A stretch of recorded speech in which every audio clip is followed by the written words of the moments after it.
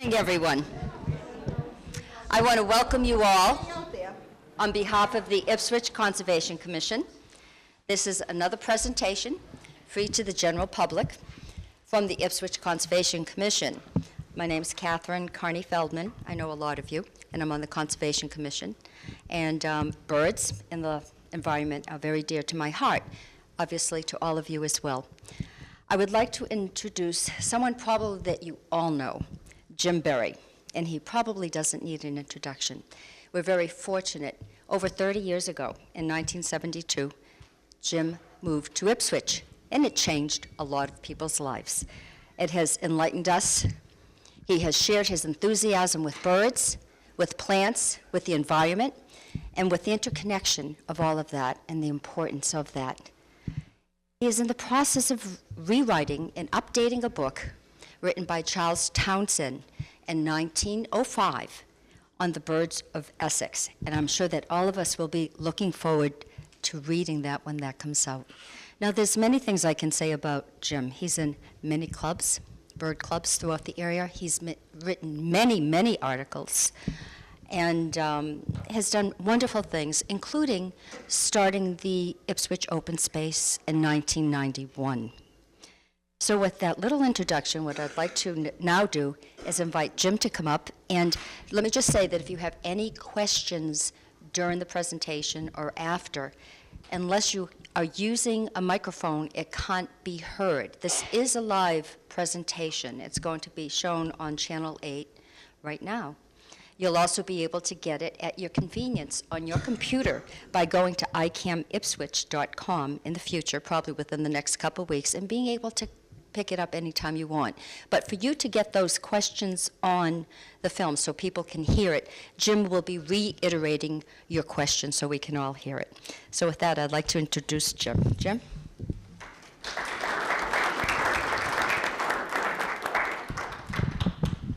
Well, thanks. That was, I don't know how I'm going to follow that introduction. Let me get one thing out of my bag.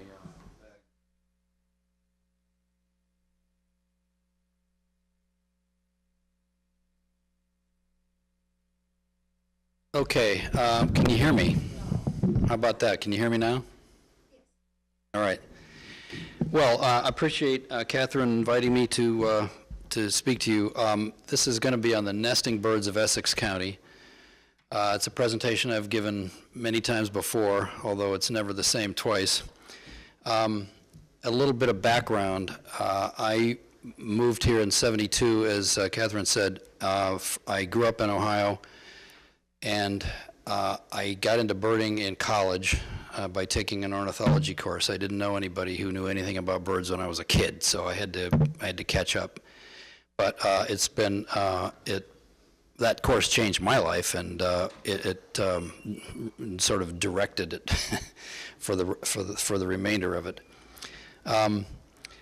My interest in birding is not so much chasing all the rare migrants, although that's always fun, but nesting birds are what I like, and I like to study the behavior of the birds at their nests and finding the nest and then monitoring it from a distance so that I don't disturb the birds is my idea of a lot of fun. Now, I've got some books here that I want to mention.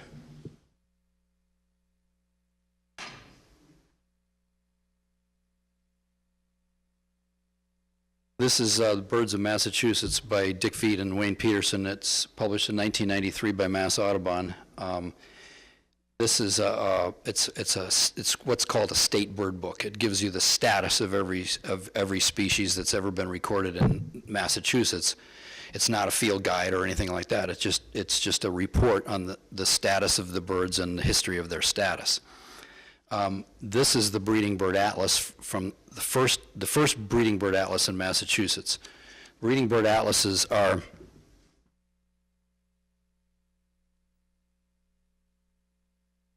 attempts to map the breeding distribution of every species that nests in the area of concern, in this case Massachusetts. And the object is to divide the state into blocks. In this case, they were only 10 square miles, so there were over 1,000 blocks. And ideally, you confirm let's say robin, you can try to confirm robin in every single block in the state, which more or less was done because they're very easy to find. Their nests are easy to find. But you don't have to find the nest. You can see them carrying food or carrying nesting material and so forth. I don't want to spend too much time on that. Oh yeah, turn off your cell phones. That should be a reminder.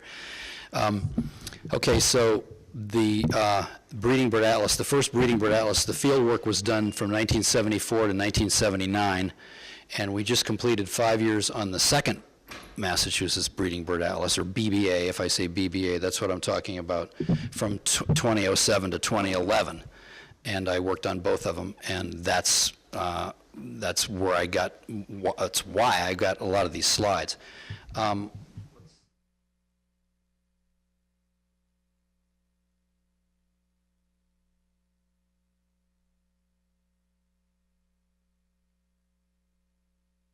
I always dread the times I turn it on and the light doesn't come on. Fortunately, I have a spare bulb with me. Okay, can everybody see? Can you see that all right? Okay. This is a slide I took for another purpose, but this is Birds of Essex County that Catherine alluded to, by Charles Wendell Townsend, who lived in Ipswich on Argilla Road. He was a Boston pediatrician, but he lived in the summers in and weekends on Argilla Road, and he walked all over the place, the salt marshes, the sand dunes. He wrote a lot of books about Ipswich natural history and some others on Labrador natural history. The second one is the supplement that he published in 1920 to update, and there were a lot of changes in those 15 years. The fourth book there is Birds of the Connecticut Valley in Massachusetts by Bagg and Elliott, and Larry Elliott just told me that Sam Elliott was his uncle, which I didn't even know. And then I've got some of the atlases there, the breeding birds of New Hampshire, the Maritime Provinces, Maine, Vermont. The Massachusetts atlas hadn't been published when I took this picture, so there it is. Okay, let's go on then. This is a picture of our backyard, and I'm going to start with the birds that nest in your house or near your house. Now, can anybody, does anybody have any birds nesting in their house? What birds have nested in your house? House sparrows. The magic answer. They will nest behind any crevice, in any opening. If you don't keep your house up to date, they will nest in it. Starlings are the same way. They will nest in your house, behind the gutters, anywhere they can get a hold. This is a starling in the winter. In the breeding plumage, the bill turns yellow and they lose all those white spots.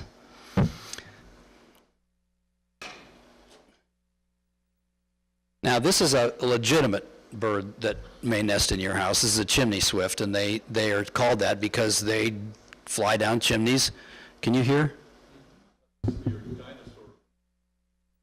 Oh, I'm sorry. I'm so sorry.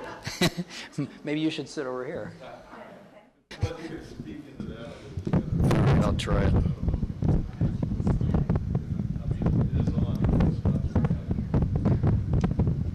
There. I don't know how I'm going to do this. I guess I don't have to hold this.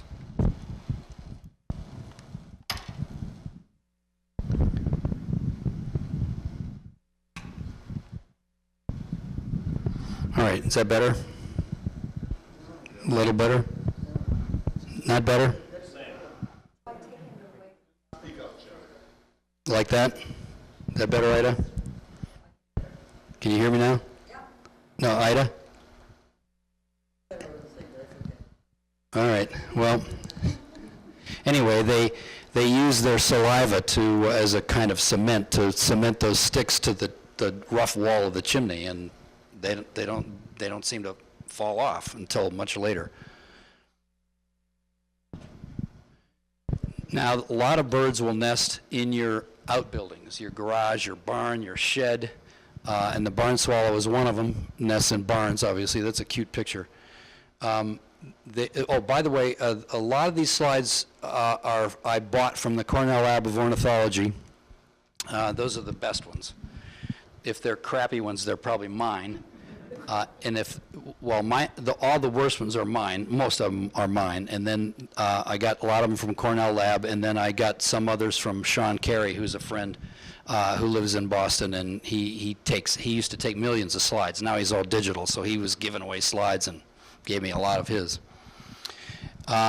Anyway, the barn swallows will nest in any kind of ledge or rafter in your barn or your garage, and notice that the nests are made out of mud, and sometimes they can actually affix them to a vertical surface without any support under them. I'm not even sure if this has any support underneath it, but that's amazing. But that's what you can do with mud. Okay, what's this little brown bird? Anybody know? Phoebe, right. This is an eastern phoebe. They also can, they don't use as much mud, but they use some. All you can see here is the lichens, but they are the mosses, I mean. But they can also affix their nests to a vertical surface, even a smooth vertical surface under culverts and bridges. And it's amazing how that they even stick, but if they're smart, they build them on a ledge like this. This is a house finch, and here it's nesting in a spruce or fir. It might be a fir or even a hemlock. But they also will nest on your porch light, on any piece of equipment, or they could nest in a conifer. They're quite versatile. They were introduced from the western United States into New York City about 1940, from which they spread all over the east. And they've spread so far that the eastern and western populations have now met on the Great Plains, and then they now breed all over the United States. This is what the males look like. They're not as they are not as red or as rosy red as the purple finch, but they don't have as much red on them, but they're kind of strawberry red.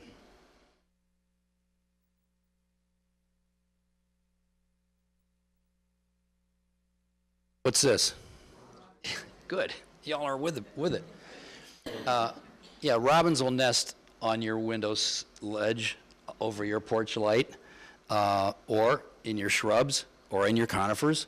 They'll nest anywhere from any height, from 3 feet to 50 feet or more. It's amazing how some birds will nest almost anywhere, and this is one of them. Here are some nestlings about to become fledglings, and just to clarify my term, a nestling is a baby bird in the nest. When it leaves the nest for a few weeks, it's a fledgling as long as it's being taken care of by the parents, and then it's just a juvenile bird. So these songbirds are usually fledglings and cared for by their parents for 2 or 3 weeks, and then by then they either have died or they learned how to feed themselves and live. This is a Carolina wren. This is a newcomer to Essex, well, to New England, really. They came up here, well, there have always been a few around. There were a few around in Townsend's time, but they didn't become common here until the 1990s. So it's only been 20 years since they've been common. Now they're everywhere. They're all over the state. My friend Bob Steinmeist had a mission, because this was his favorite bird, to see one in all 351 towns in Massachusetts. And he's almost there. He's at 330 or something like that. So they're even out in the hill towns and in the Berkshires. That's how common they've become. Now they also nest in your buildings. This little can here is a Carolina wren nest in the barn, Bill's barn at Greenbelt headquarters in Essex. And Dave Rimmer told me about this, and he said, I've got these Carolina wrens nesting in a can, and they're pounding away and stuff at their workbench, and the Carolina wrens didn't care. And then when they locked up at night, they had to shut the barn door, but there was enough space that the birds could get in and out under the door, so it didn't have to worry about locking up. And it was just remarkable. I think they nested twice in that can, and then I think they nested again the next year with all the people coming and going. Now this is a nest in my garage. They've been nesting at my house for at least 24 years, I think, in our yard somewhere around. never found one of their natural nests. I haven't really looked that hard, but I don't know if I could find it. But the one time in '07, they finally nested, I think their third brood, they nested in our garage. Because I think the first egg was laid on last week of July, something like that. So I'm sure it was their third brood, because I'd seen at least one of the earlier broods. Now you can't see it very well here, but there's a sled hanging on the back wall. And the windows, most of the windows in the garage are missing, and the door is never closed. So birds, I might as well have hung out a welcome wren sign, because it's perfect for them. And there's a cross-cut saw blade there, and they nested behind there. Now you can see it up there at the center, upper center, behind the sled, behind the cross-cut saw blade, and that's their nest. And I watched the birds fledge. I knew when they were going to fledge, and I set up my chair and my scope and outside the garage, and I trained the scope on the nest, and sure enough,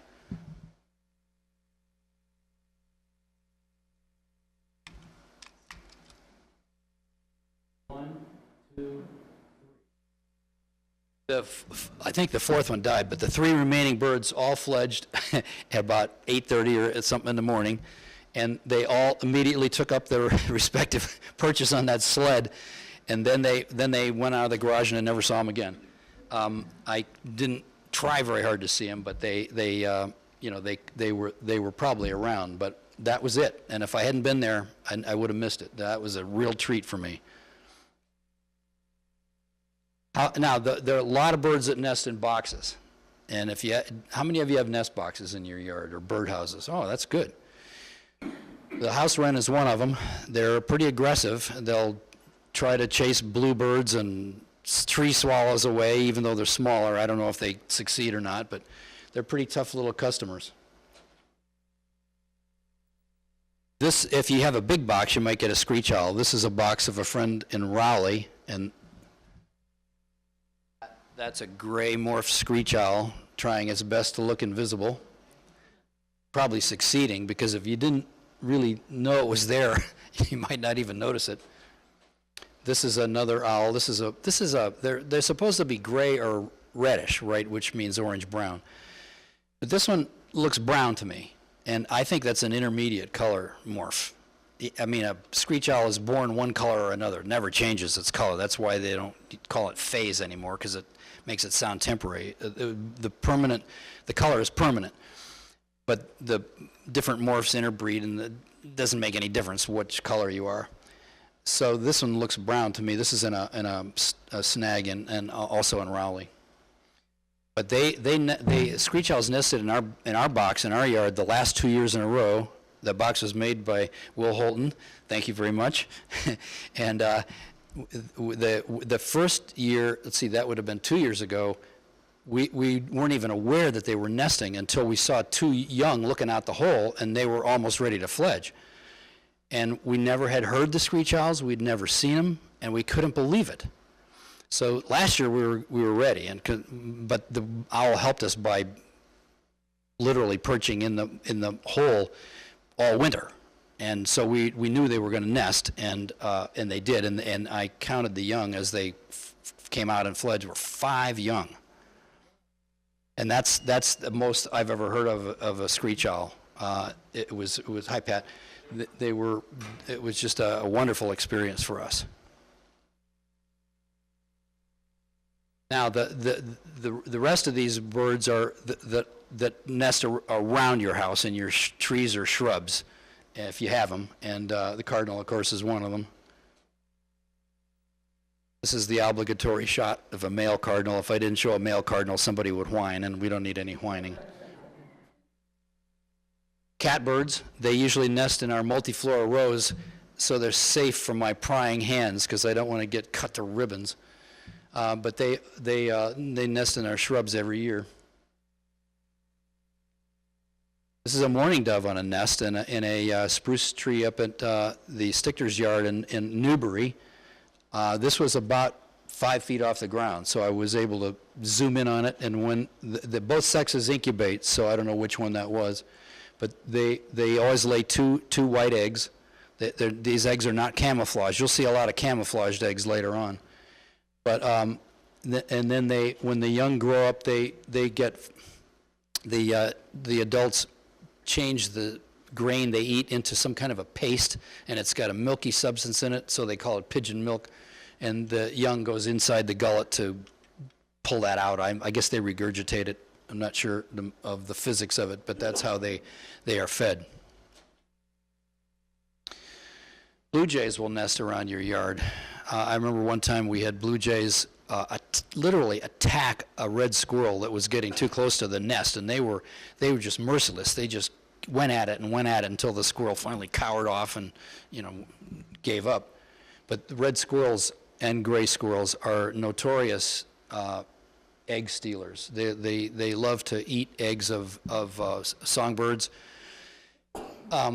as do jays, crows, ravens, blackbirds. They'll all go after songbird eggs because they're bigger than most of the songbirds. So, and jays are one of the villains, but they're also very pretty, and most of the nests I've found are just in little skinny pines like this, because in white pines the limbs come out in whorls, so they all they come out in a circular pattern at one point on the trunk. So there's plenty of support for their nest, and that's where they like to build. I don't have any nest shots of chickadees or titmice. Well, I do have the white-breasted nuthatch. Those are all cavity nesters. They'll all come to your feeder, and they all nest near your house.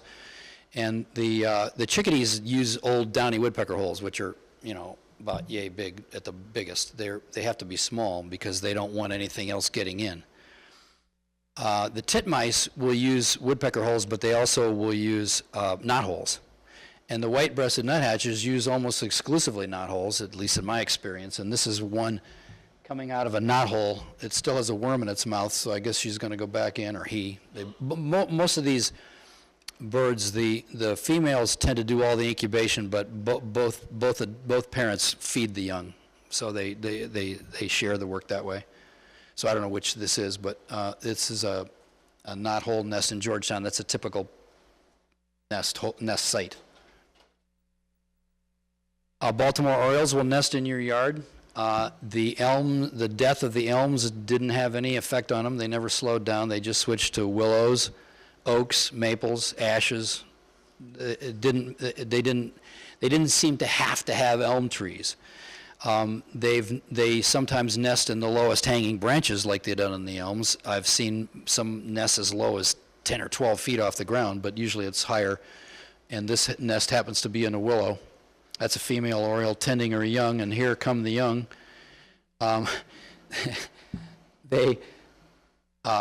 They're about to become fledglings. Cute. Now crows. Crows will nest. They usually nest at the top of a white pine. They will nest in deciduous trees if that's all the choice they have, but they like dense conifers. And around here, by far the most common conifer is the white pine. So like in my yard, they nest up at the top of one of the big white pines, and I can barely see that nest from the ground. But if I go out there and look, they won't come to it. I've got to be inside or not paying attention to them, because they know when you're paying attention to them.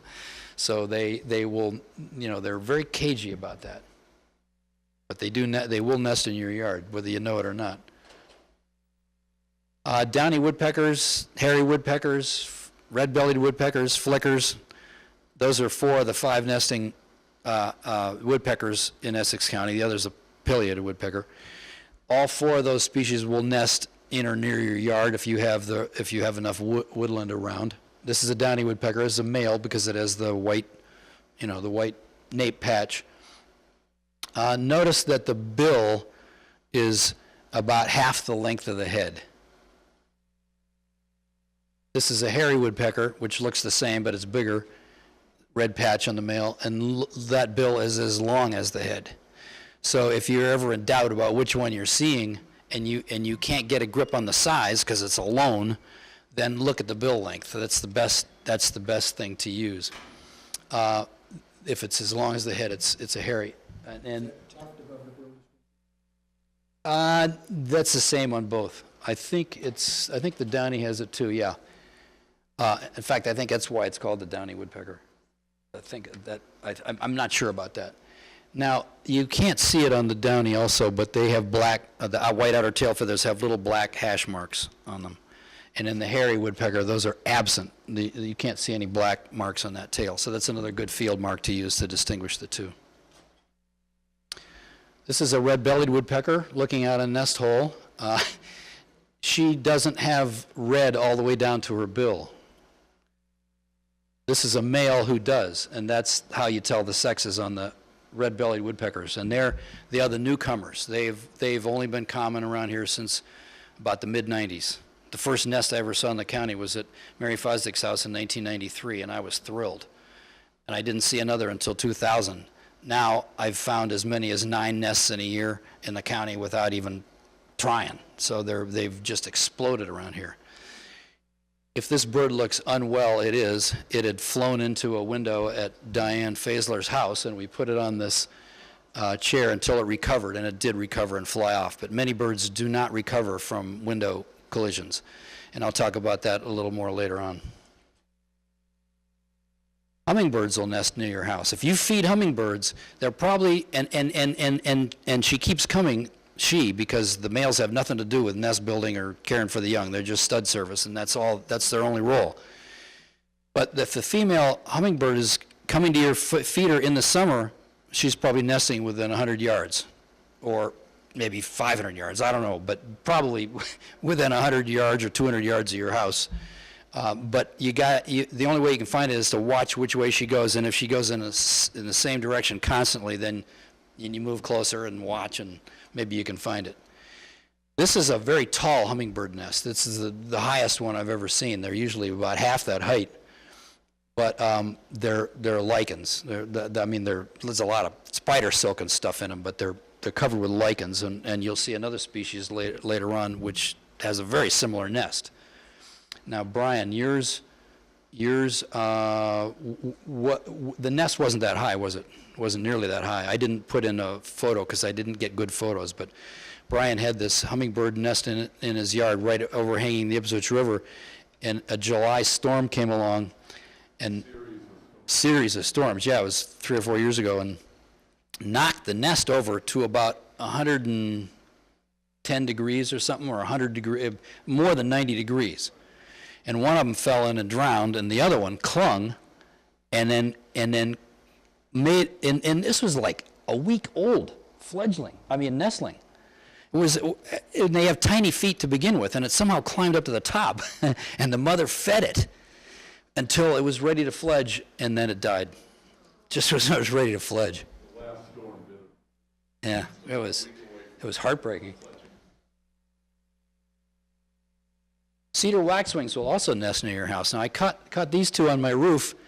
It was a winter day and it was cold, but the sun was melting some of the snow on the roof, and they were drinking it. They're drinking snow melt, and I've seen chickadees do the same thing. And ivy leaves where the little puddles of water can form. So birds are smart. They figure stuff out. Here's a nest of most of these nest shots are cornels. Some of the regular shots, those woodpeckers, are cornel shots too, because I can't get that close to them. Anyway, she's feeding he or she is feeding berries to these young, which surprised me a little bit to see that, because I thought they fed them insects, but they will feed them berries too, apparently. Now, how many of you have turkeys nesting in your yard, or turkeys in your yard? Yeah, okay, almost everybody. I know, let's see, Mary Lou Murphy had a turkey nest on a pile of leaves in her backyard, and Diane Faisler had a turkey nest that she showed me. I think it was that day I saw that woodpecker. They lived on Labor and Vane, and then when Bill died, and then she moved to Rockport anyway. But she had a nest in a leaf pile in her backyard as well. So they will nest in your yard. And I haven't found any nests around our house, but we've sure had our share of turkeys in the house. This is a nest that I found Dave Peterson and I found. Dave Peterson and Mary Kapkanis' house when they lived in the good Goodale farmhouse, the old house back behind the orchard. And we were throwing a ball to their corgi? Jack Russell Terrier, yeah. Oh, that dog would bring that ball back to you for the rest of your life if you kept throwing it. So I threw it as far as I could, and it landed in this garden. And he goes sailing over the fence into the garden, and a turkey comes out. I said, Dave, we got a nest here. And so we found it right away. Okay, now we've used a half a carousel just on the birds that nest around your house.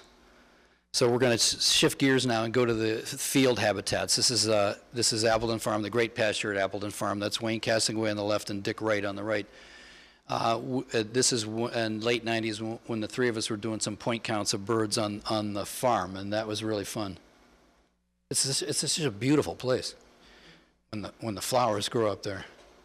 This is a great hayfield in Amesbury. This is the Powwow River Conservation Area, I think.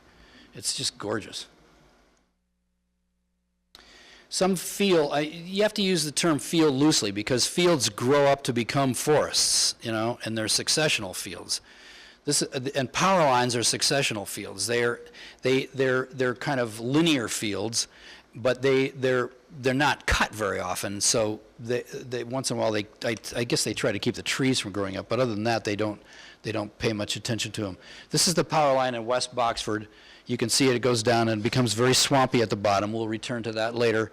But these are good fields, and they provide a lot of good edge habitat, edge being the edge between fields and forest, and that's important habitat for birds, and you'll see a couple of birds that like that habitat. This is a goldfinch. That's ideal habitat for goldfinches, not hay fields, but successional fields.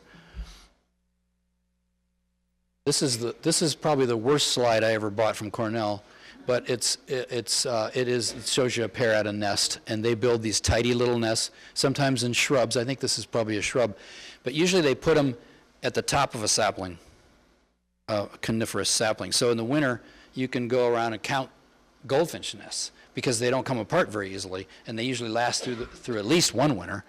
And they'll be near the top of a sapling, and you wonder, how did I miss that if it's in your yard? But you can't see them.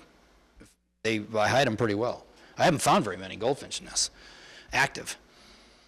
Now, tree swallows will nest in boxes, obviously, and these are tree swallows. I could have put them in your yard habitat or the field habitat. Appleton Farm has tons of boxes, and they use them, and the bluebirds use them, and the house sparrows use a few of them too. And anyway, this is probably the best shot I have of trees. Those both look like males to me, though, because the females are sort of brownish on the back, so I don't know what they're doing together there. Purple martins, the female on the left and the male on the right. This is one of the birds that's really plummeted in population, and I'm not sure of the reasons. Probably destruction of habitat, but there are still plenty of fields around, so I'm not sure. But all the martin houses in the county have just basically been sitting there rotting away without any martins, and I'm not aware of any martin colonies in the whole county except the two on Plum Island, the one at Lot 1 and the one at the north end of the island that Sue McGrath maintains because the refuge staff can't be bothered with them anymore. They don't even erect most of their houses anymore, and it's a shame. But this is happening all over the place. There are not that many martin colonies left in Massachusetts. There's a couple on the South Shore that are managed and run pretty well. But they are herding around here. They're much more common down south. These are the two kinds of structures you can put up for them, the apartment house and then the gourds. And this is a combination. I think this is the one on Plum Island and they're used. You can just drive in the gate, park at Lot 1, and there you go. And bluebirds used with boxes in the fields. Martin Burns Wildlife Management Area in Newbury is another good place to see it's a mosaic of fields, shrubby fields, and forest. And so there's a lot of good habitat for bluebirds and tree swallows and prairie warblers and indigo buntings and things like field sparrows. It's a great place for a lot of these field birds. These guys, he's got a katydid, I think, there. He's about to feed to somebody. This is the song sparrow. I haven't put too many sparrows in here because they're hard to identify, but this is one of the commonest sparrows all across North America, and they're pretty common breeders, but just try to find their nest. It'll probably be on the ground in thick vegetation or maybe low in a conifer. I haven't found that many of them, but I've found a few. What's this? Yeah, I don't even need to ask because I know you all know anyway.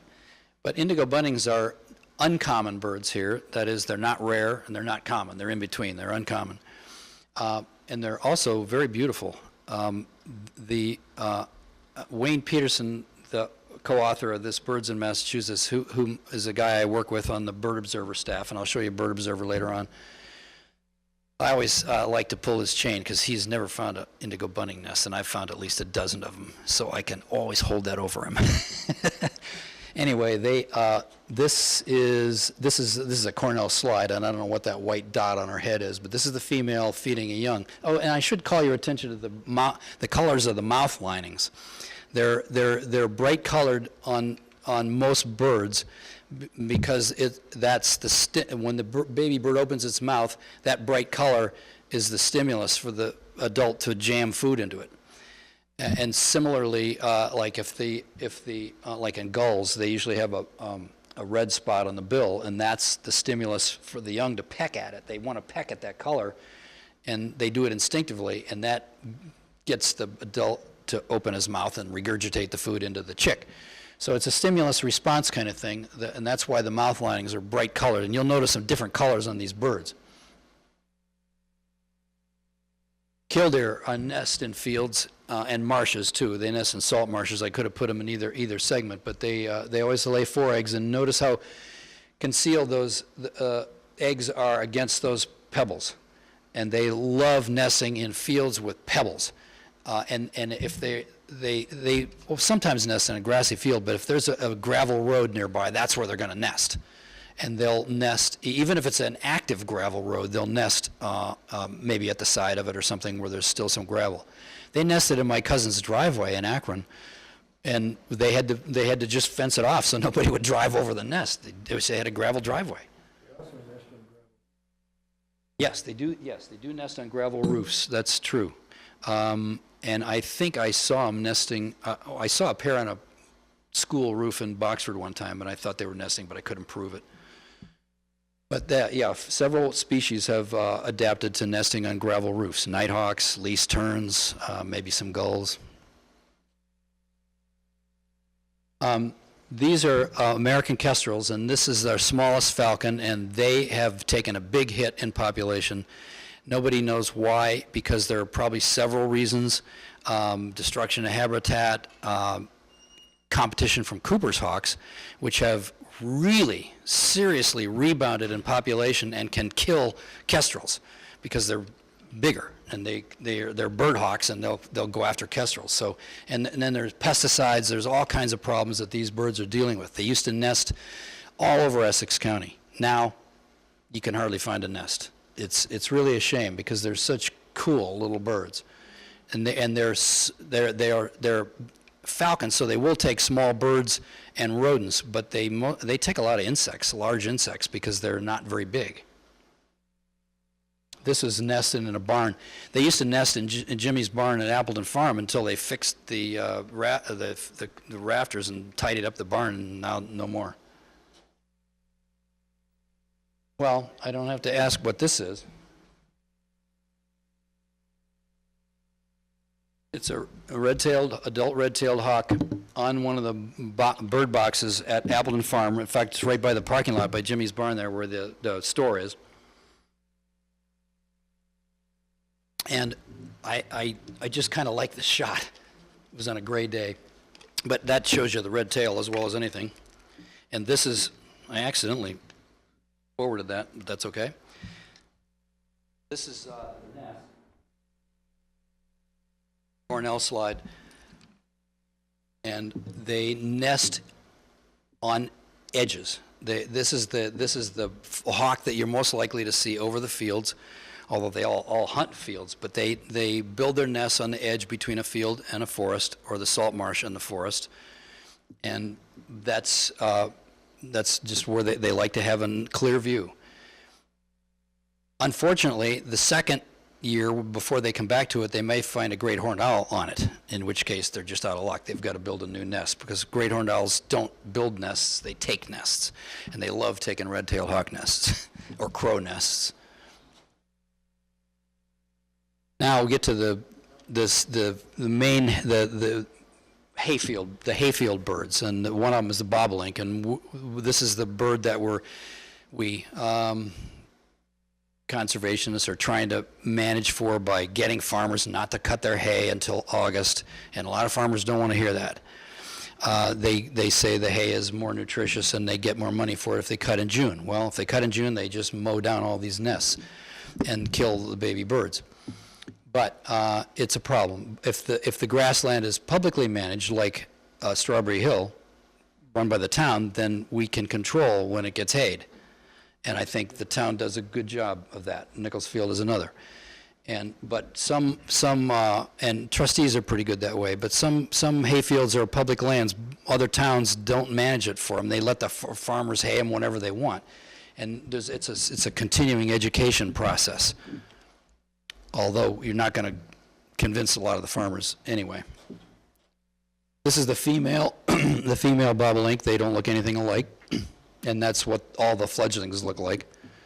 The fledgling, where the birds are sexually dimorphic, like these and cardinals, the young look like the female for the first few months to a year, and then the males get the male plumage.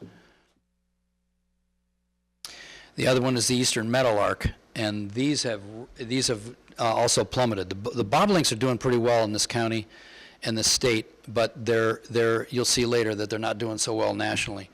The meadowlarks eastern meadowlarks have taken a real beating around here because of, again, habitat destruction, I don't know. Pesticides, I don't know. But they're decreasing. I found this nest on Appleton Farm in the Great Pasture in '03, I think. But I haven't seen a nest since. In fact, I don't think I've heard a meadowlark sing on that farm for 5 years. So they're just not there anymore. It's too bad, because they're beautiful and their songs are beautiful. And the Savannah sparrow is the other grassland, the hayfield nester. And look how the kids have trashed that nest. They're obviously a lot harder to find, those nests. I think I've found maybe one in my life. But they're doing okay. They nest on the grassy dikes at Plum Island and so forth. They're doing all right. Now, wetlands. Wetlands come in many flavors also. There's wet meadows like this. You can see the cattails. It's obviously wet if it has cattails. And I'm not sure if those are what ferns those are, but this is like the driest of the wetland types, a wet meadow. There are cattail marshes like this. This is the bottom of that power line in West Boxford that I showed you earlier from the top, from up there. And it's ditched in the bottom. I've never seen a vehicle in there, except when they laid the gas pipe. But they don't seem to mind that I don't think they could get their trucks through there now, the utility companies. But anyway, this is a good wetland habitat. That place is loaded with birds. And then there are ponds. This is the beaver pond in Willowdale State Forest that lies alongside Route 1. It's the biggest of the beaver. Now that you got to say which beaver pond in Willowdale you mean, because beaver ponds all over the place in there. The beavers have taken over that habitat along with the mountain bikers, which are trying to destroy it as far as I'm concerned.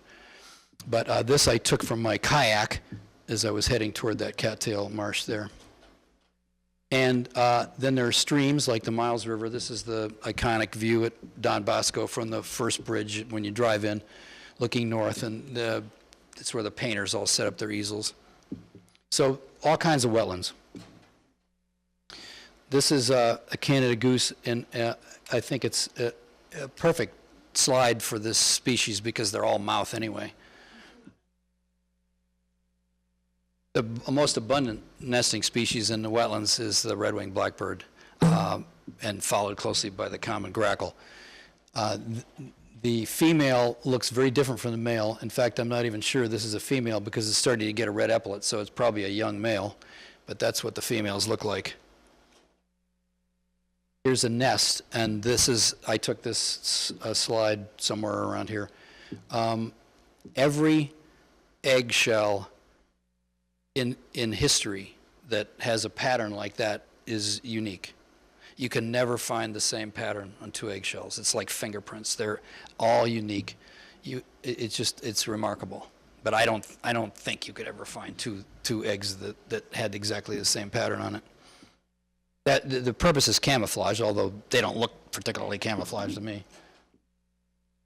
And here's a mom that just stuffed a dragonfly down that one throat, and probably telling them, "I don't have any more for you. Sorry."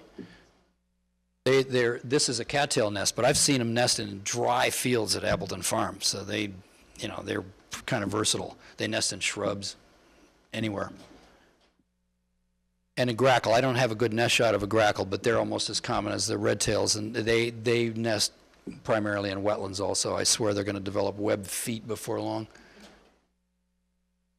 Eastern kingbird is one of our most common flycatchers, along with a phoebe, and this is a nest. Now notice that the tree is dead or dying, and that's okay with them because they build their nests so many times in open to the sunlight without any shade. And I don't know how those young can tolerate it, but they do. They seem to, be okay.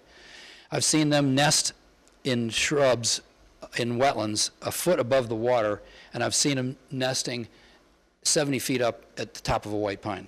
And I've seen a lot of nests like that, and I've seen even more nests down within 3 feet of the water, within 5 feet of the water, so they're very versatile. And I've seen them nesting on cross trees, on power lines, on power poles. Metal, wood, makes no difference. They're extremely versatile nesters, and they're very aggressive. They're about robin size, but they and the blackbirds, the redwings and the grackles, will go after red-tailed hawks. And I've seen them land on the hawk's back and peck at their heads to drive them out of their territory. And the hawk says, whatever, and flies on. But they really are amazing. And if you've ever seen that, you know what I'm saying. That's really cool. Now, this is a blue-gray gnatcatcher. This is a bird that maybe some of you have never seen, but it's another southern bird that's coming north on global warming, whatever. And this is the other bird. That nest looks exactly like that hummingbird nest, doesn't it? Because it's got a lot of lichens, and again, spider silk probably in the base. I've seen a lot of these nests, but this photo from Cornell is the only one I've seen that was engineered to a 45-degree angled branch. That's pretty clever. Most of them are like in crotches like this, but this is engineered to fit that narrow crotch.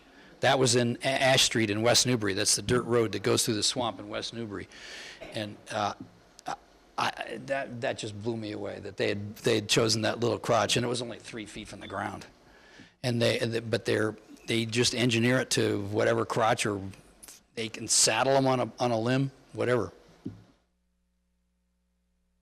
This is a marsh wren. This is our third wren for the day. I think the last one too. And they build these nests of dead cattail stems, and they build them in the cattails. Although it doesn't look like it here, but this looks like it might be in a shrub. But they build them in the cattails, and the males go crazy. They build about, I've counted as many as 9 dummy nests.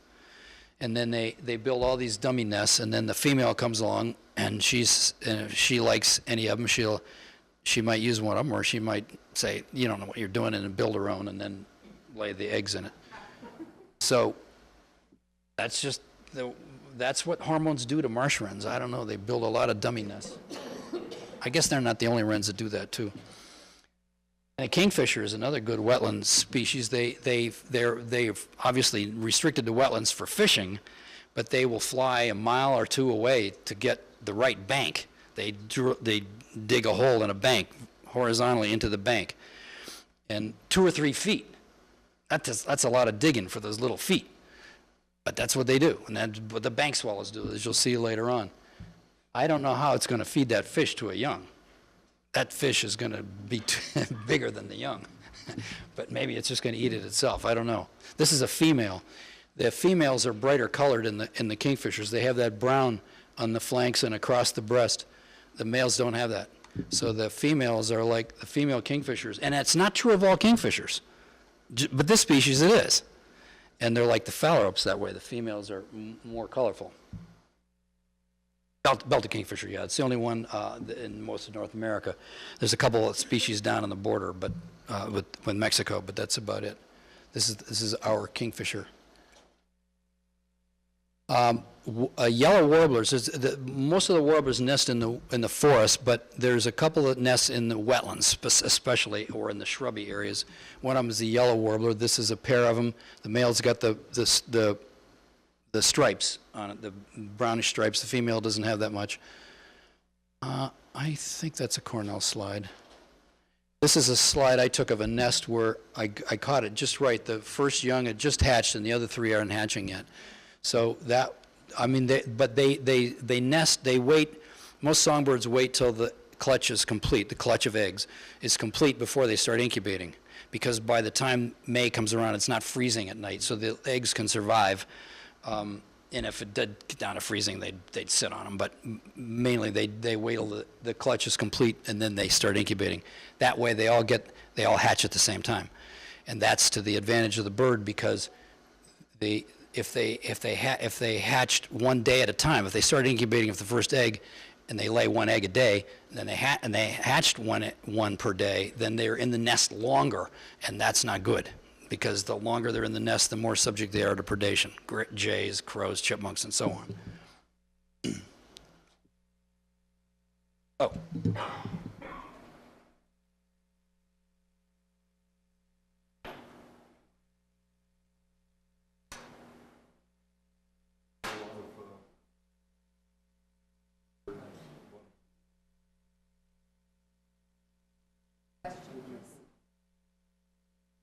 He was asking if I found many cowbird eggs, and I said, funny you should ask. So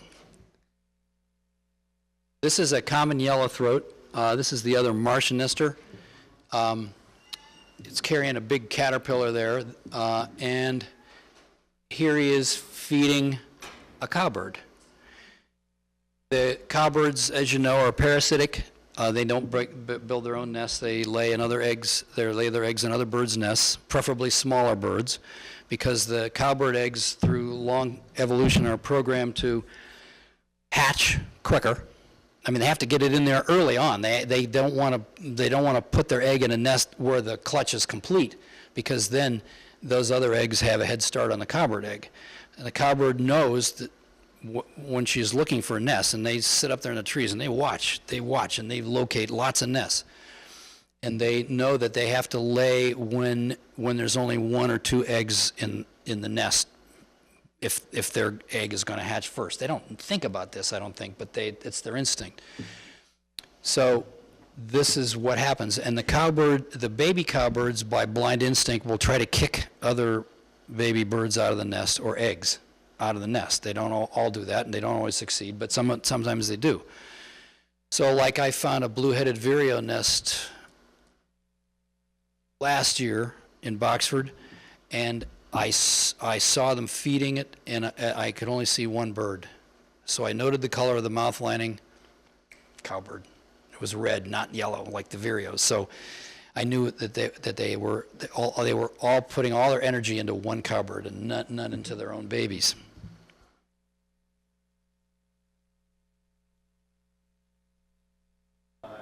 Yes. Yeah. Yeah, he's talking about the yellow warblers. Yeah, I'm glad you reminded me of that. The yellow warblers have begun evolving a defense against cowbirds. And if they see a foreign egg, cowbird egg in their nest, they will build a new floor and start laying again.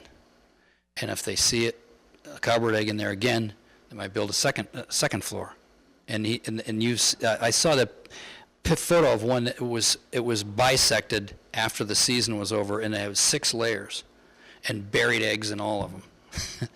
It's amazing. So that's a defense that the yellow warblers seem to be evolving. I don't know if any other birds have started doing that, but it's pretty cool.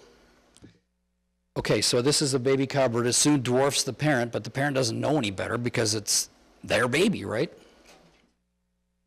This is a nest that's been parasitized by cowbirds. Now, those 2 cowbird eggs probably came from 2 different cowbirds. I just assumed for a long time that it was one bird that kept coming back, but I've read that each cowbird, and they can lay for a couple of months, 60 eggs or something like that, and I think they try to put them in 60 different nests.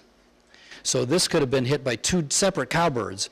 This is, I think, a blue-winged warbler nest, and it's got 1 warbler egg and 2 cowbird eggs. So what are the chances of that warbler egg hatching and fledging? Nil.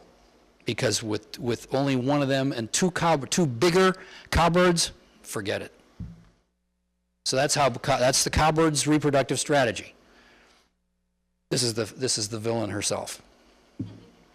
The males are black with a dark brown head. The females are just plain gray-brown, and they were plains birds. They followed the buffalo around. They followed the bison, and they didn't have time to lay their eggs because they fed on the bison's dung, right? All the seeds and stuff.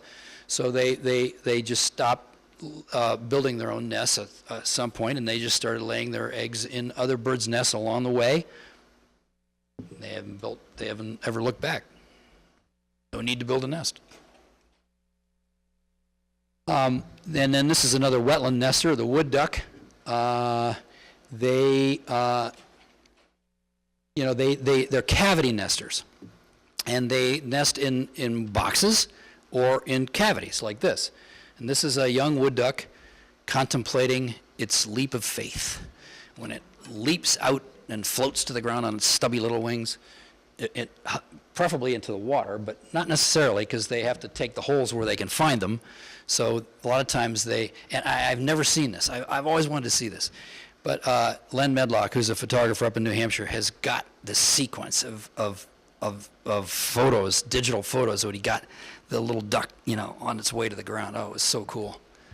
And I hope I live to see this in live and in person. Now, these are hooded mergansers. Hooded mergansers also nest in cavities, and most ducks engage in egg dumping, and that means they dump some of their eggs in other ducks' nests. Same species or different species. Doesn't make any difference. I don't know if that's where we get the expression, don't put all your eggs in one basket. Because if they did, and anything happened to that nest, their genes are wasted, as it were. But if they spread their eggs around over several nests, some of their young have a better likelihood of survival. Now, hooded mergansers will dump eggs in wood ducks' nests, and vice versa. Now, hooded mergansers are rare nesters in this county, but they're around. Now, I haven't seen any mixed broods yet, because when they're hatched, regardless of which duck, the wooded duck or the hooded merganser incubates them, probably the majority holder incubates, but I can't guarantee that. But like in Minnesota one time, I saw a brood of wood ducks with a wood duck mother, and then there was one hooded merganser with them. and we happened to get out of our car right beside the brood, and the mama was going crazy, and she's screaming, and all the little wood ducks are running into the bushes except her hooded merganser, and he was diving. It was diving. She says, "What are you doing? Get out there with your brothers and sisters." And we were just laughing, because that's all this thing knew how to do, is dive. They're diving ducks. So it was diving. It was coming up between these thin weed stems, and we could see it. And she's screaming at it to get it. It was the funniest thing I've ever seen. So anyway, they're not even closely related, but they will dump in each other's nests. All right, and this is the power line again. This is the great blue heron colony. This is the Carter Fields colony in West Boxford that Greenbelt now owns. They own all this marshland. And those are some of the nests, and back when this colony peaked at 80 or 90 nests for several years in the 2000s. And then the last couple of years it's gone down, because these snags are getting old and they're falling over. You can see a lot, there are still some branches on those, but every year there are fewer branches because the branches fall off, and then finally the snags topple. So, and this is just a close-up of a heron nest that Sean Carey took in Florida. But I think there are only 30 or some nests left there now. And I was there over the weekend, yeah, Saturday, and there weren't any herons. And yet Tim Walker had seen some before, but there weren't any that day. But they usually come back in March, and I'm sure they'll be back, but they're going to have to eventually abandon this when the trees fall over, and then they'll have to go to a new beaver swamp, but that's no problem. There's beaver swamps everywhere. Pardon? Do they reuse the nests? Yes, they come back to the colonies. What I don't know is whether the same pair uses the same nest. I think it's first come, first served. I think if the first pair back doesn't like the nest it had last year and sees a better nest, it'll probably take them. But I'm just surmising here.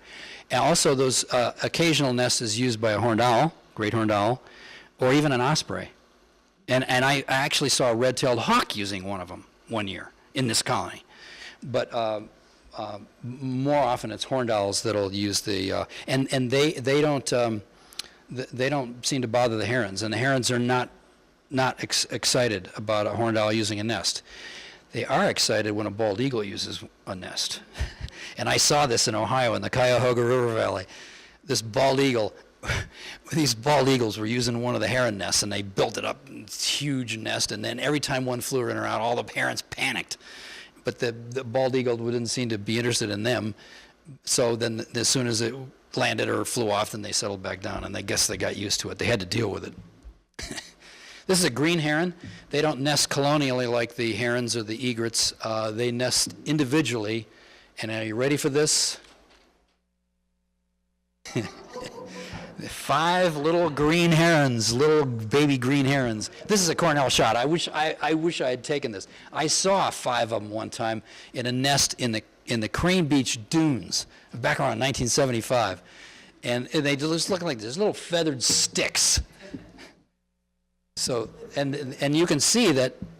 Well, the four little ones look all the same size, and the one looks several days older. So I'm not sure what's going on here, but the herons generally incubate from, I think, the laying of the first egg, so that their young are different sizes, and if they don't have enough food, then the little ones starve, and they can still fledge their biggest ones.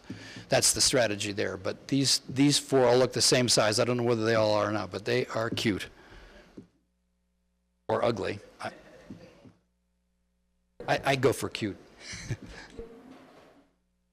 All right, now let's go to the forest.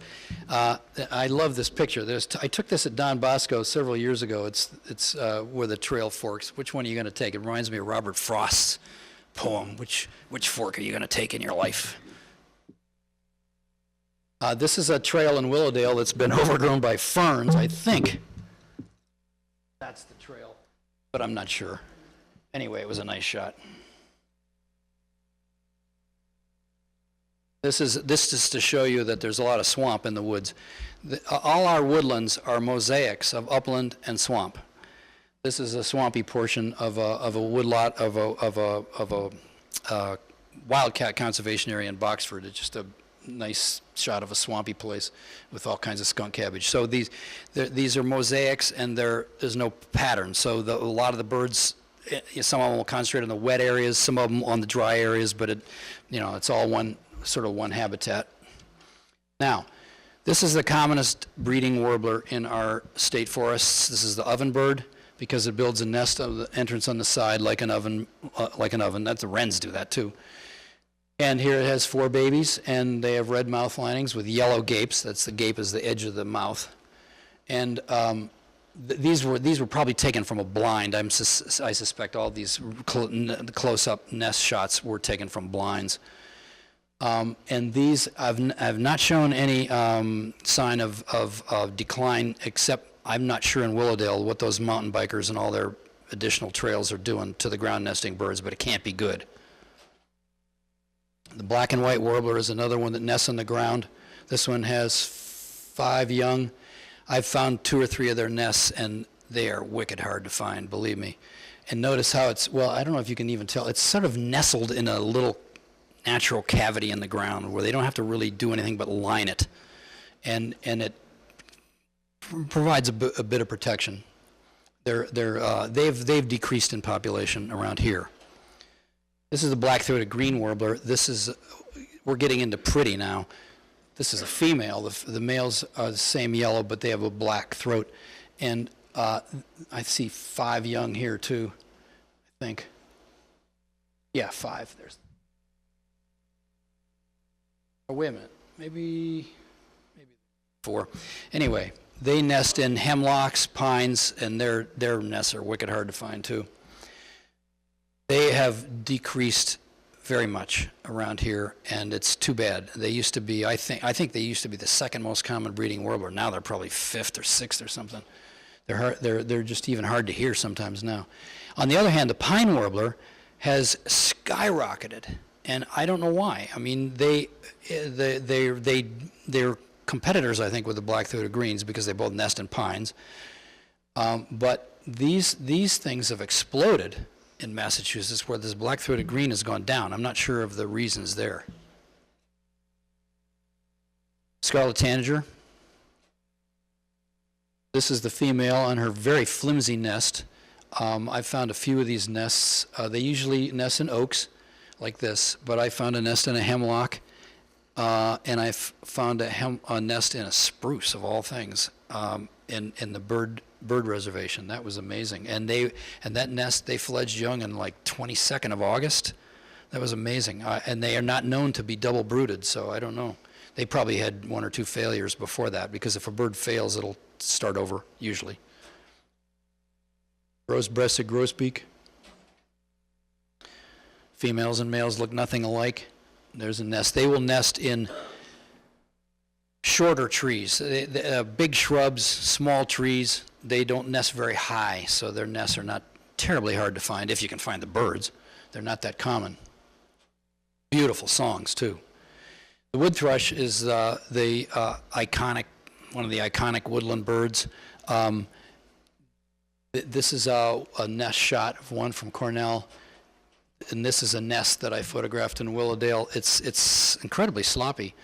And I would think that jays and crows would key in on something like that was so visible, because they nest in the understory. And they would be easily visible, but I don't know. They get hit by cowbirds too sometimes. This is the brown creeper, the only bird that nests in behind loose bark. I think that is probably the nest here. This is a Cornell slide. I've found a lot of their nests. Lynn has seen some with me. And I'm sorry I didn't mention the peewee. I should have put that peewee in here, but I couldn't fit everything in. We watched a peewee nest. That was pretty cool.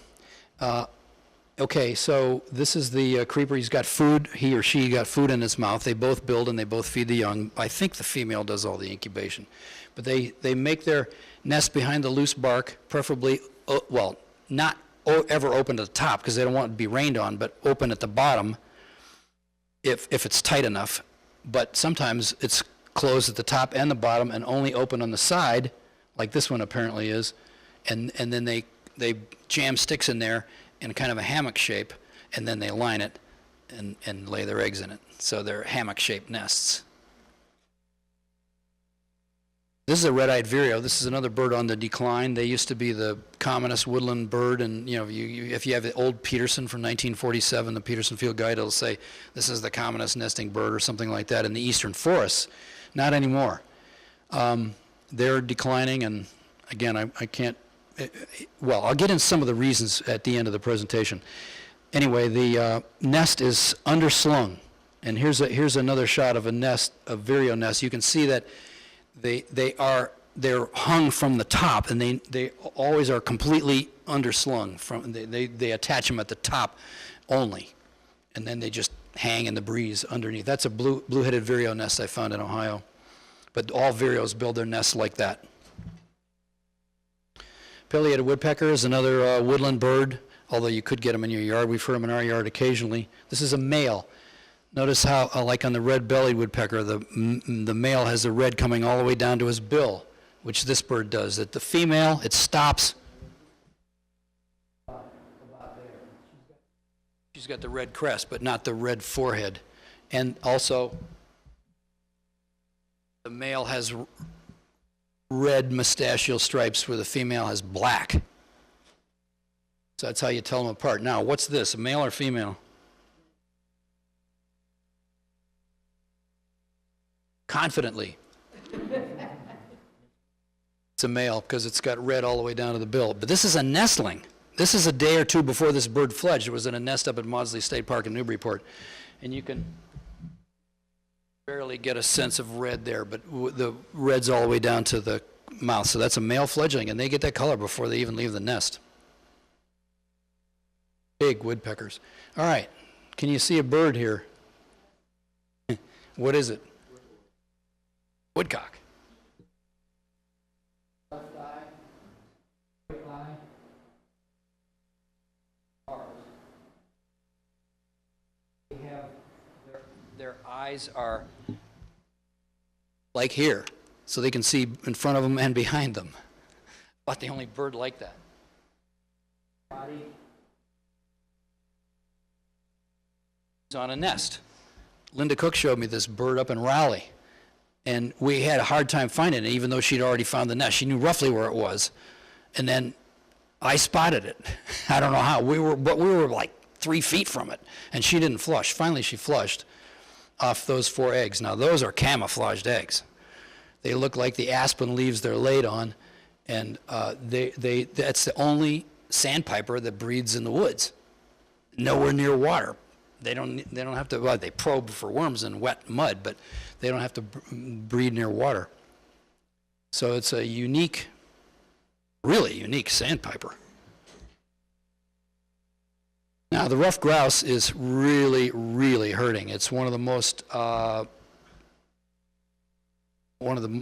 it's undergone a very serious decline, more than almost any other bird in eastern Massachusetts. There are hardly any left anywhere in eastern Massachusetts. They bred all over the place in Atlas 1, but in Atlas 2, I don't think we confirmed them in a single block. I don't think we did. So this is one on a nest, but and I've found a couple nests in the past, but not since 1995. Ravens, another newcomer. They were obliterated by our ancestors for being pests, or just because it was their patriotic duty to shoot ravens or hawks and so forth. So they had to retreat to the northern boreal forest, but in the 70s they started coming back down into western Massachusetts. They not hunted anymore, so they worked their way east. And in 2004, Rick Heil found the first nest in the county in the quarry at the Manchester Athletic Club. And that's the 3 young from that nest. They fledged about the second week of June. They start nesting in March. They're nesting out there now. So and we found a couple more nests. They're nesting on cell towers now, and cliffs, and sometimes in big white pines. So they're very versatile birds and very aggressive. I saw one this morning at Biolabs, and it was 2 crows were chasing it, so it was doing these barrel rolls, to get away from the crows. It was kind of cool. And horned owls. These are great horned owls. This is a good nest shot. I think this is Sean Carey's from Hingham or someplace like that. 2 young. I think there's a head in front of the mother's left eye, and then this one. And this is a mother and her surviving chick that just branched out from the nest. There's the nest. That's not a red-tailed nest. That's an old sharp-shinned hawk nest. And sharp-shinned hawks are little, but they build huge nests. So and they were nesting in here the year before. No, this is Willowdale, just south on the south side along East Street, West Street. On the south East Street and Topsfield, West Street, and Ipswich. And the sharpshins they couldn't use that nest, but they did still nest, but they nested a little farther away from the horned owls. But that's kind of a cool shot. The young is kind of leaning on the mom, saying, "Mom, you're going to protect me from this creature, aren't you?" This is a barred owl, sleepy barred owl. I took that at the Ipswich River Sanctuary.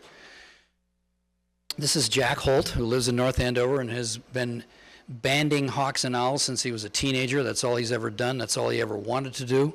He's raised them. He's raised hawks and owls. He recently lost one of his eyes to the talon of a goshawk when he was trying to band their young. That was something else. But he still does it, and he's 70 years old. I think he still climbs these trees, with this gear. He's amazing. He's banding a little barred owl here in this box. He's set boxes up like this in various places in the county. He's probably got a couple dozen boxes around. Every year he goes around and checks them for barred owls. They don't always get used. This is a baby barred owl that he lowered in a bag, and we all took pictures and oohed and awed, and then he took it back up and put it back in the box. It didn't hurt the owl. This is the Cooper's hawk that I said earlier was a threat to the kestrels. They're crow-sized hawks, and they're nesting all over the place now, and they're nesting in people's yards. You know, it's amazing. 1970, 72, when I moved here, you couldn't find a Cooper's hawk around here. Now they're nesting all over the place, and they're a threat to some of the other birds. Yes. How high up? 40, 50, 60 feet. Yeah, they don't nest low down. Same with sharpshins. And the goshawks, they nest pretty high up. Those three are the same genus, Accipiter. They're bird hawks. The sharpshin's the smallest, the Cooper's the middle-sized one, the goshawk's the big one that took Jack's eye out, and they're tough customers. I love this picture of these two turkey vultures. I took this at Big Bend National Park. It's turkey vultures on the grill or something like that, but it's just a neat picture. I don't know what they're waiting for. This is a baby turkey vulture. So ugly, only a mother could love it. It's a cool photograph. I didn't take this, but I have seen young in a nest up in Newbury that a hunter found, and he told Steve Grinley about it, and who runs that bird store up on the Newburyport traffic circle. And then Steve showed several of us the nest, and it had two babies like that. It was really neat. All right, the salt marsh. We're getting near the end here. This is the view from of the ditched salt marsh from Castle Hill. Some of you may recognize that. It's Argilla. That's the Fox Creek Bridge in the background. These are some salt pans up in Raleigh at the Nelson Island and a Stackyard Road. And this is the salt marsh sparrow that the Parker River National Wildlife Refuge manages for, so they say. But it is a federally listed species, and they're doing great around here. There are hundreds of them, but and their mission is in part to maintain the habitat for this. They don't have to do anything to do that because it's just nests in salt marsh, and they don't really manage the salt marsh. So, anyway, that's the salt marsh sparrow. This is one of their nests. Rick Heil and I went out to we canoed out from the boat ramp at Lot 1 on Plum Island out to the salt marsh, and we just walked around with boots on and looked for nests, and we found 6 nests that day. And this is one of them. Camouflaged eggs. Not that they need to be camouflaged. You have to pick up the Spartina to even find them. And the only reason we knew is because there were a few dead stems on top, like those. But they were really hard to find. Now, common terns used to nest on the islands offshore. The islands, but that was before the gulls. The gulls, the big gulls, the herring gulls, the blackback gulls, swept down from Maine in the 1920s and began nesting on these islands. So the terns were no match for them. They'd eat the babies and the eggs, and the terns were forced to move.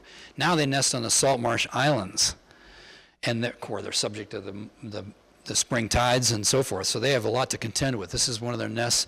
Dave Rimmer and I go out, and some other people go out every June to look for, count the terns and the nests, and we're getting fewer every year, but that's maybe just an accident. A lot more of them nest up on it's that island up in Newburyport.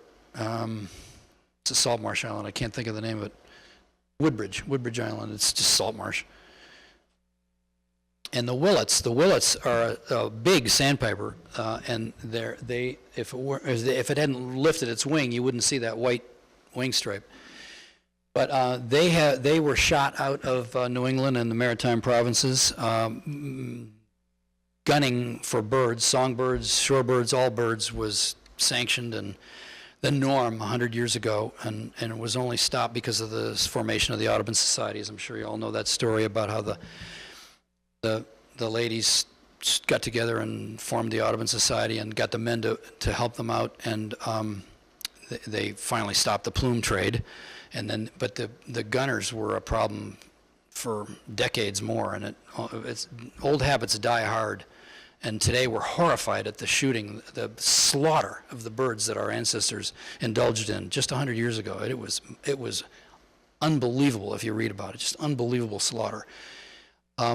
This bird was shot all the way back to Virginia. I don't think they nested, and the oyster catchers the same. I don't think they nested north of Virginia for decades. Now they're moving back north because they're not hunted anymore, and they're taking back their old territories up to Nova Scotia, and they're doing fine. This is a willet nest, and they nest in the common tern colonies with good reason, because the terns are good lookouts, and they attack anything that comes after their babies, so the willets take advantage of that protection. And the osprey has come back from the pesticide, almost being wiped out by pesticides, along with the peregrine falcons and the bald eagles, and they have refilled this habitat. There hadn't been ospreys nested in this part of the state for 150 years at least. That was long before pesticides. But now they come back, they're using the platforms like this one on Nelson Island and Raleigh. And because there was a shortage of platforms, they started nesting on these duck blinds. And Dave Rimmer and I have been monitoring this nest since '03. They've fledged young off that duck blind for years, and duck blind was disintegrating, so he built a little platform next to it. And these are two osprey chicks that are almost grown, but they're not quite ready for prime time yet.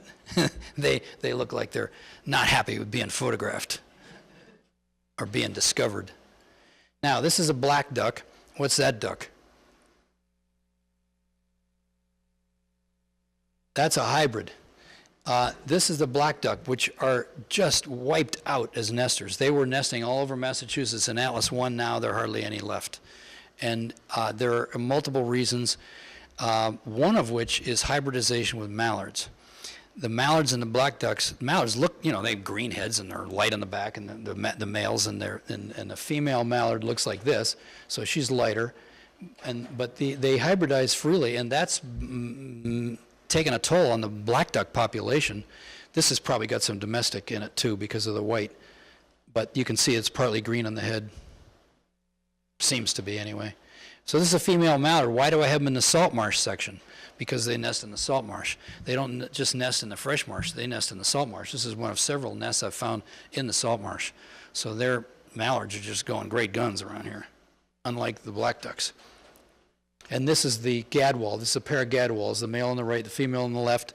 The female looks like the female mallard but has the white wing patch, so that's how you can tell them apart. And I put them in here not because it's a good slide, but because they're now nesting on Clark Pond on the neck, equal to the mallards, but black ducks haven't nested on there for many years. And since the swans are there, no geese will nest there. The swans will prevent the geese from nesting there. They don't seem to prevent the ducks from nesting there, which is good. All right, and the last habitat is the sand dunes. This is Crane Beach looking toward Gloucester. Oh God. This is a group that I led. I do this trip every June on some evening. We meet and we look for the nesting piping plovers, least terns, bank swallows, so forth. So it's just a nice leisurely walk from 6:30 to dusk in the first or second week of June. I think it's June. It's a Thursday, June 6 or 8 or something like that this year. Y'all are welcome. Now, this slide says it all about why we don't allow vehicles on our beach. Those baby least terns took refuge in the tracks, and if a vehicle comes along and they're in it, end of baby least terns. I can't believe that these South Shore towns and Martha's Vineyard still allow those vehicles on their beaches. I know they're being fought, but those people are I was going to say armed and dangerous, but they're nasty. They don't care about birds. They just think of their own pleasure, and I have no patience with them. And fortunately, the trustees have forbidden vehicles on the beach, and so has the refuge. They shut down that beach. They don't even allow pedestrians up there.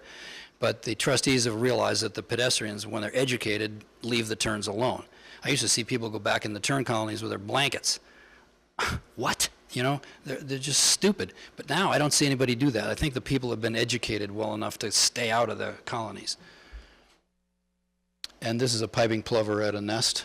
4 camouflaged eggs again in the pebble. This is more pebbly than we have at Crane Beach, but they'll nest just in the bare sand. And sometimes they don't even hardly get above the high tide line. But the smarter ones go back in a little ways. These washouts that we've got now, if you've been down on the beach, you've seen it's dramatically changed. And but I don't think that's going to affect these birds because new washouts mean new nesting habitat. So I'm not worried about them. And the nice thing is that this year, there's a baby piping plover. They're so cute, all legs. This year, there's so many new vertical surfaces. If you've walked down there, the bank swallows are going to be in heaven. There were hardly any nesting bank swallows last year, but this year there's going to be habitat galore for the bank swallows. And they drill these holes. They're little feet. Swallows have little feet. They don't have. They're not really perching birds, but they do perch. But with their little feet, they manage to dig out these holes 2 feet deep or something. It's amazing. And they have to get sand the right consistency. If it's too heavy, of course, they can't dig. But if it's going to collapse on them, then end of swallows, end of nest. So they have to somehow they know what consistency of sand they need. And these sandbanks with their root systems are just perfect for them. And here's a close-up. This is not my slide, but of a parent feeding 2 big nestlings about to fledge. I've seen them fledge. I've seen young in the nest as late as the 2nd week of August. And I don't know if they're double brooded or not. They might just be single brooded. I don't think they start that early, so I'm not really sure whether any of them will go two broods. All right. I told you I'd get back to some of the conservation issues, and this is a slide. These slides are all from a group called Partners in Flight, which is a consortium of federal, state, nonprofit agencies that are trying to promote bird conservation and habitat conservation. This is the wood thrush trend has been down. These slides go from 66 to 90. So you could see a steady downward trend there. This is number of birds per BBS route. Those routes are 25 miles long, and I think they stop every half mile. They listen for 3 minutes, and they record every bird they see or hear. You have to know the bird songs, obviously, to do this. So it's good to measure some species, but not others. Songbirds, it's pretty good to measure most of them. So but they warn you that the data are not maybe statistically significant because of the difficulties. But because of the development that's occurred in a lot of these routes, then it can explain some of the downward trend, just development itself. So wood thrushes are going down. They're still around. Now, this is the bobolink. Now, that doesn't mean it's down to 0. It's down to 4.4 from 6.4. But anyway, I think these are nationwide statistics. So, but the trend has been down for bobolinks because hayfields are fine in the Midwest and the Great Plains, but around here they're precious commodities. So there aren't that many of them. I don't know where. I think this is nationwide. Now, what things cause populations to drop? Well, slash and burn agriculture in the tropics. For the neotropical migrants, the birds that go down to Central America or South America or the West Indies for the winter have to deal with this slash and burn agriculture. And this is, partly so they can grow coffee in coffee plantations. Whereas coffee has always been grown in rainforests. So when you buy coffee, think about this. And this will help you think about it. Here's Costa Rica in 1940. The forested land is green, and look how much was destroyed in 43 years. Bananas and coffee. Well, you mean in Costa Rica? Yeah, well, okay, but a lot of the clearing in the tropics has been so they can grow more coffee. And so I don't buy this coffee. I buy coffee from Zoomies. only because it's shade grown, it's organic and all that stuff. And I pay more for it, but it's worth it to me because I don't like the idea of paying for coffee that's grown in these clear-cut plantations. If you clear-cut the tropics, you have wiped out 99% of the bird habitat. Yeah, that Mass Ottoman, there's birds and beans coffee, which is good. Anyway, end of sermon. That's what's happening. And if you impose Mexico and Central America and the big islands of the West Indies on a map of North America, and the birds breed, they don't breed, each species doesn't breed all over North America, but they breed in huge parts of it, and then they have to cram into one little part of that and compete with the native birds that never migrate, the tropical birds that never migrate. You can see what these birds are up against. They have to fit into a lot less room, and it's a lot more crowded. So anyway, that's on the winter end. And then pesticides, because we have regulated pesticides in this country, but the other countries don't regulate them, at least not to my knowledge, and certainly don't regulate them as much as the US EPA does. All right, so these are just some of the causes, but some of the other causes are at this end, or on the migratory paths, the flyways. This is some basically clear cutting of a northern forest. Clear cutting is bad for forest birds. It's good for other birds that thrive on clear cut areas, and so it's a mixed bag. You don't want too much clear cutting. That's what I take out of this. Now, development. This is coastal development, and you can see how much salt marsh has been left. Thanks a lot. The birds, not many birds are going to use this habitat. So coastal development like that is making birds' migrations that much more difficult for them. Fragmentation. This area probably was, I don't know where this photo was taken, but it's been fragmented with woodlots remaining, but 2/3 of it is farmland now. Now again, that's good for farmland birds and field birds, but it's not good for woodland birds because woodland birds need large, unfragmented forests for the most part to nest in. And when they're fragmented to patches that small, then they lose their value for nesting birds. And that's why Greenbelt is trying to maintain contiguous forests or whatever habitat, contiguous hayfields or contiguous forests as much as they can. So that's another, we are the enemy of birds, basically, and this is how we hurt them. They have natural enemies, crows, ravens, as I've said, jays, blackbirds. They're all inveterate nest robbers, so that's something that we can't really control. But this is something we can control. Cats kill billions of birds every year, billions. And so do windows.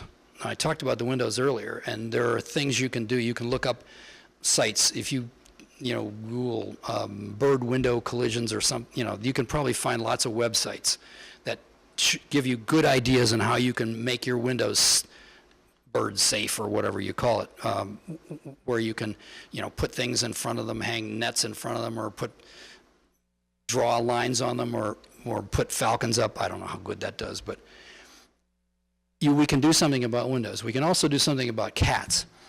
The answer is keeping all cats indoors. Period. If you have a cat now that goes outdoors, it's hard to change that. But you can promise yourself, as we did, to never let the next cat out. And we got our next cat and we never let him out, and he's used to it. So this is one of the primary killers of birds in North America. And that's it. Sorry to end on such a sour note.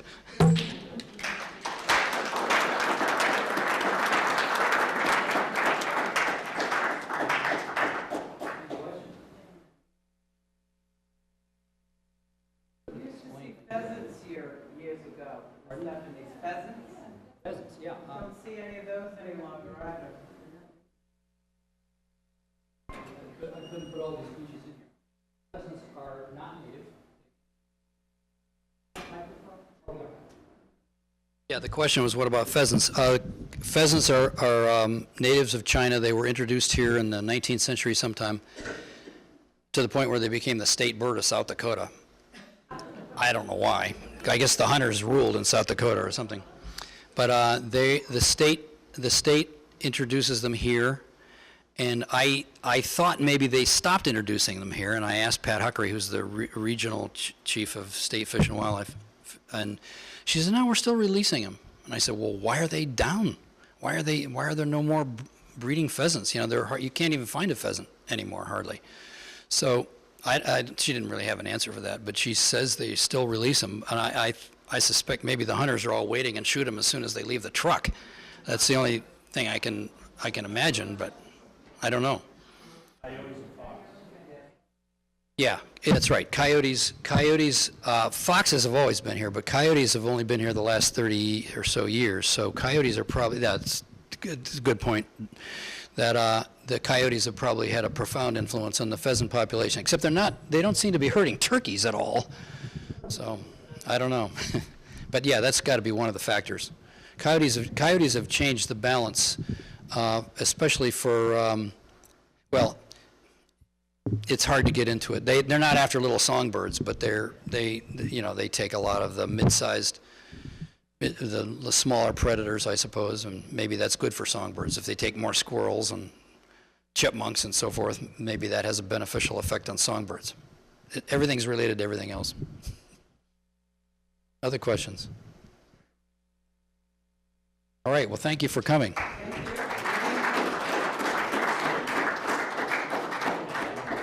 So on behalf of the Ipswich Conservation Commission, and I'm sure all of us here, I want to thank Jim one more time for so freely giving of his time, if you understand what I mean.